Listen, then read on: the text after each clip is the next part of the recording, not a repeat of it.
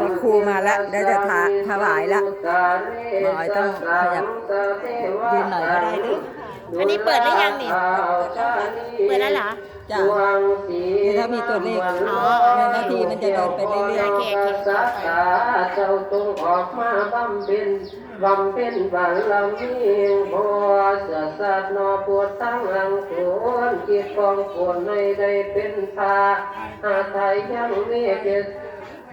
ที่สินติกาเจ้าจงมาทรงองค์ข้าภายในหัวใจหำหอนลำบากพร่ำเต่ามากมาติงเก้าคมเหงให้ซุมมุสาวาทุกขันนาดในมัน ที่เข้าไปใกล้ๆกาโลตาวัดจันนั่งมามั่งเจ้าจงมาตามคำเห็นโพอันตั้งใจต่อโพธิญาณ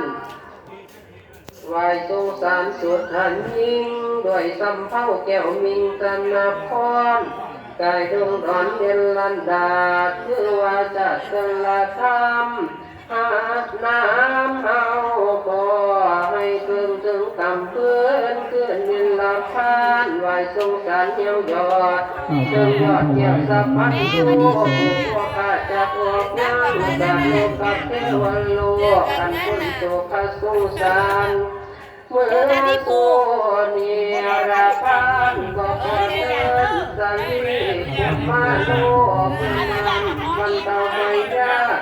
นาลีสีวรราชบัวสุตวาได้ยังคอยทำเห็นพระวรปิตาเจ้ามีฟังกินดาว่ายังพระมโนอันว่าพระบุญนี้ตรงว่าสวดประโยชน์ด้วยเขาของเต็มใจมากแม่นมากกับจะกระทำสิ่งใดก็ดีจงให้มันกระทำอย่าได้กินแสดงสั่งอาหังอันว่า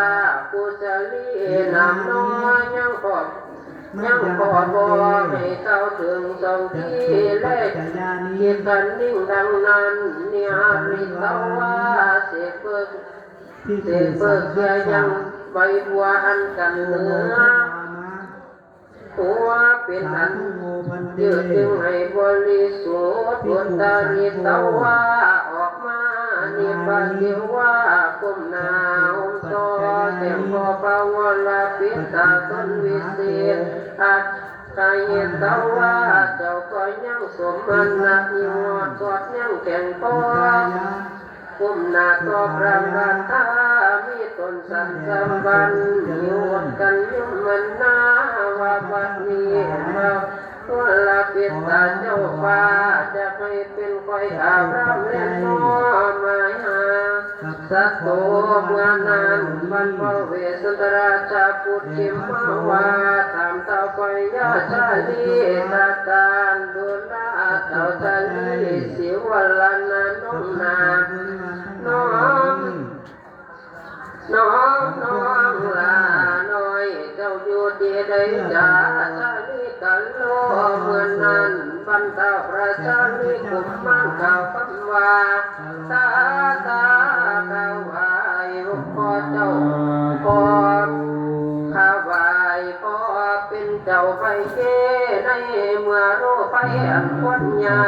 สะท้านใจจักเสียชีวิตเบียดเสียและเกิดมีเป็นพ้องอันตรายจิตให้เสือกันนาดสัตว์ทั้งสัตว์มีเทียนบ่ยานแล้วและนี้โดยพันล้านลักขันติก็หักมารักษาให้ตนจำกังวลอันนี้ก็พันเล่มหาสาธุโตเวสันตกาสาตยตวาด้วยอนุญาตว่าส่วน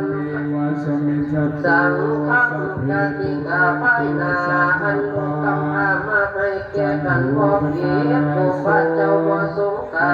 ปะกะบ่สาเวียนตะวา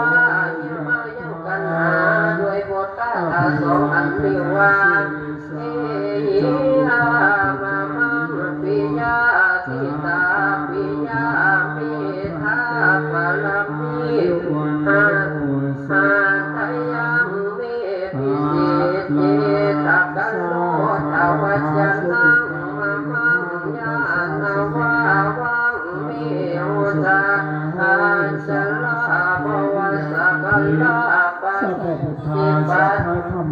สปัสสิปัสสังสนาสังสามิปุณณริสังสติสเทวะขังตุรานังเกวดูลานังแก้วกันหางามสุดตาลำยิ่งเงินดังสิ่งเทพเทพไตสาวสวรรค์ปิยาตาลงจงพลังเมืองลงเพียงปุ่งปุ่นมนตีเจ้าเป็นเสือกษัตริย์พระผู้มีอย่างน้อยอันตื่นซอยโสภาสวนดัง